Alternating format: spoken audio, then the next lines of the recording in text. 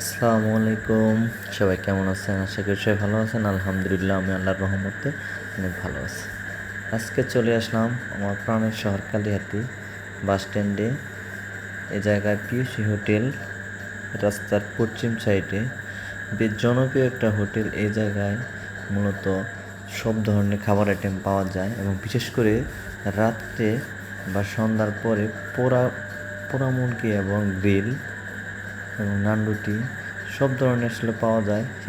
এগুলো হলো শীতের মধ্যে বেশি চলে।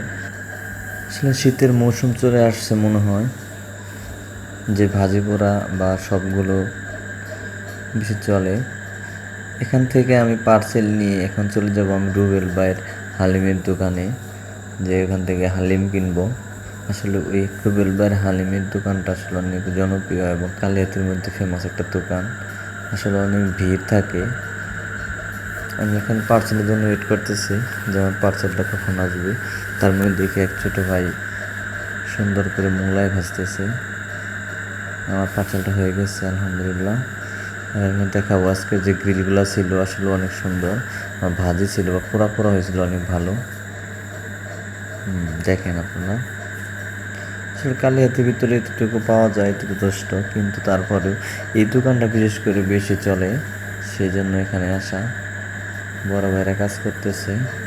এখন আমি চলে যাব হালিম খাওয়ার জন্য। রাস্তা পার হইতেছি। রাস্তা পার হওয়ার পরে দেখি অনেক ভিড়, যে আসলে বসে থাকার মতোই নাই। কিন্তু আমি এখন বাসায় চলে যাব, সেই জন্য আমি রুবেল ভাইকে বললাম যে আমাকে 100 টাকা হালিম পার্সেল করে দেন। কিন্তু আসলে ওইখান থেকে ইউজ লেভেলে বেচা হইতেছে।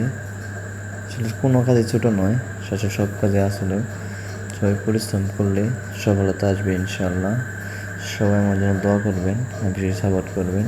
আর ভিডিও ভালো লাগলে অবশ্যই একটা শেয়ার করবেন। কালিহাতির যে আরও বিখ্যাত বিখ্যাত খাবার আছে সেগুলো আমি দেখাবো ইনশাল্লাহ আরও আপনাদের।